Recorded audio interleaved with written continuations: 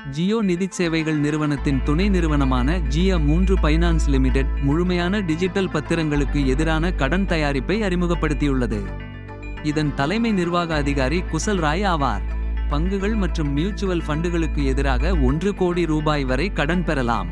வட்டி விகிதம் 9.99 விழுக்காடியில் தொடங்கி கடன் காலம் 3 ஆண்டுகள் வரை நீட்டிக்கப்படும். ஜியோ பைனான்ஸ் செயலி மூலம் முழுமையாக டிஜிட்டல் முறையில் விண்ணப்பித்து வெறும் 10 நிமிடங்களில் கடன் பெறும் வசதியும் உள்ளது. இந்திய நுகர்வோருக்கான நிதி சேவைகளை டிஜிட்டல் மயமாக்கி எளிதாக்குவதே ஜியோ நிதிச் சேவைகளின் LAS சலுகையின் நோக்கமாகும்.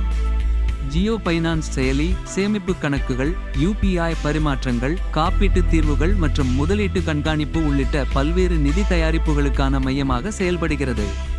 ரிசர்வ் வங்கியில் பதிவு செய்யப்பட்ட முக்கிய முதலீட்டு நிறுவனமான ஜியோ நிதிச் சேவைகள், ஜியோ பேமெண்ட் சொல்யூஷன்ஸ் மற்றும் ஜியோ பேமெண்ட்ஸ் வங்கி போன்ற பல்வேறு நிறுவனங்களையும் அதன் நிதி சேவைகளை விரிவுபடுத்த பிளாக்ராக் நிறுவனத்துடன் சமீபத்தில் கூட்டு முயற்சியையும் கொண்டுள்ளது.